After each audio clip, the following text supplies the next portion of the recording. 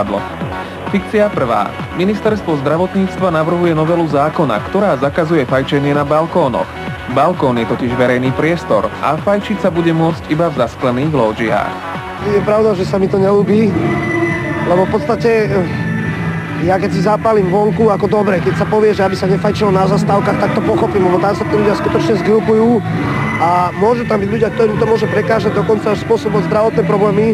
Ale to, že ja si zapálim u mňa doma na balkóne a sused hore je nefajčiar a vadí mu ten cigaretový dým a vylezie náhodou na ten balkón, tak takisto, no ale to má všetko dve strany, lebo takisto ako jeho môže obmedzovať moje fajčenie, môže obmedzovať to, že on nefajčí a že je debil. Fajčiara takýto zákon dokáže poriadne nahnevať a keďže je Robo jediný fajčiar v partii, s ostatnými naše klamstvo vôbec nepohlo. To je zaujímavé, ale tak nie ako nefajčiarke, to samozrejme vyhovuje. Nemáš žiadneho fajčiara v rodine? Nie. Fajčiť na balkóne? Ja si myslím, že je v pohode. Fajčiť na balkóne, pokiaľ je to akože čo ja viem, že niekto býva v paneláku, ide si zafajčiť na balkóne, je to podľa mňa super.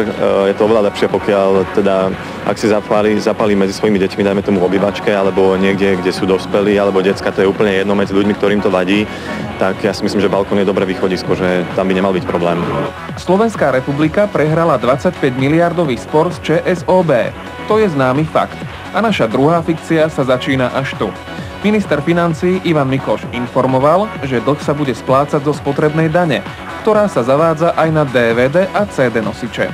Okrem toho daň stúpne z 19 na 29%, a teda tento tovar bude drahší ako doteraz. Ja teraz nejak moc to celosvetové, ani to naše dianie moc nesledujem, lebo nemám čas. Ale tak určite to bude mať troška ten negatívny dopad na kúpu našich CD-čiek. Sa to odrazí, no. Ono je strašne ťažké sa vyjadrovať k tejto téme, pretože do nej vôbec nevidíme hĺbkou. Toto teraz bola pre mňa informácia úplne ako taká povrchová, povedala by som. Čiže k tejto téme by som sa mohla vyjadriť, keby som vedela úplne presne, o čo ide, keby som možno počula stanoviska obidvoch strán a poriadne by som sa do toho, viac by som sa do toho rozumela, viac by som do toho videla. Takže ja fakt teraz netuším, že aké stanovisko by som v tejto téme momentálne mala zaujať. Kandidátom na vydanie vlastného CDčka je aj Peťo Konček. Jeho naša správa, ktorá je absolútnym klamstvom, veľmi nepotešila.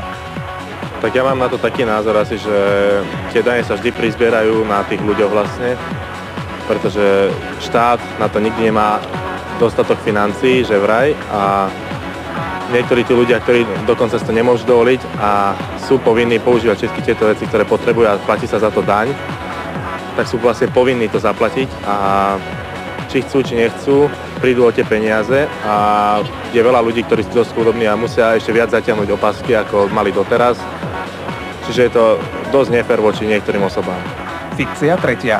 Podľa novely zákona o školskej dochádzke, študent, ktorý vymešká viac ako 100 vyučovacích hodín, napriek tomu, že budú ospravedlnené, musí opakovať ročník. Pod prijatie tejto novely sa podpísala aj vysoká absencia účastníkov súťaže Slovensko hľadá superstar. Je to asi dobre stanovené, neviem, či to je pravda vôbec, tak akože neviem, že teraz budú nové maturity monitoring, to ovládam, hej, pretože maturovať, ale neviem vôbec, že či to je takto stanovené, pretože ako tak je a ak budem ešte opakovať si celý 4. ročník ešte raz, kvôli superstar, tak budem sa snažiť chodiť do školy, ale ja som nie žiak, že by som vymeškal na hodiny, takže nemám s tým problém. Ak by podobnú absurditu naozaj schválili, veľkým adeptom na opakovanie ročníka je aj Samo Tomeček.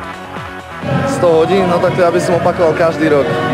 Asi tak, lebo fakt niekedy sa strašne nemám, že vlastne nepozerajú na individuálne a v podstate fixne zapoja, alebo takto povedia, že 100 hodín a máš smolu a treba, keď je niekto v nemocnici, alebo ja som išiel na mesiac študovať do Viedne tento pol rok a tam už je hneď nejakých 70 hodín a raz je človek týždeň chorý a už má 100 hodín a teraz bude opakovať pol rok. Keď má všetky známky, má dobré známky, tak je podľa mňa je to úplne veľká hlúposť a odkazujem takto pánovi ministrovi, že to by veľmi veľa žiakov muselo vlastne robiť pravdepodobne komisionálne skúšky a naozaj nezohľadňujú niekedy naše záujmy a že nemáme iba školu a že sa snažíme v podstate popri tej škole aj rozvíjať nejaké aktivity, s ktorými by sme počítali treba do budúcna, mohli by sme s nimi robiť, ja neviem, napríklad ja hudba, preto som aj častokrát vymeškal, alebo iný, ja neviem, divadlo, alebo a tak ďalej, takže nesúhlasím s tým jednoznačne. Aký je tvoj rekord vo vymeškaných hodinách? Keď som mal mononukleózu, takže to zasa individuálne takto, tak som mal tuším 210. Ja neviem, ja mám individuálny študijný plán, takže mňa sa to asi netýka, ale neviem posúdiť, že či je to dostatočný počet hodín, alebo či je ich málo veľa. Opýtajte sa finalistov Slovensko hľadá superstar na čokoľvek a oni vám na čokoľvek odpovedia. Samozrejme, teraz majú iné starosti ako sledovať správy alebo čítať noviny a preto sa ľahko stali obeťami našich fikcií.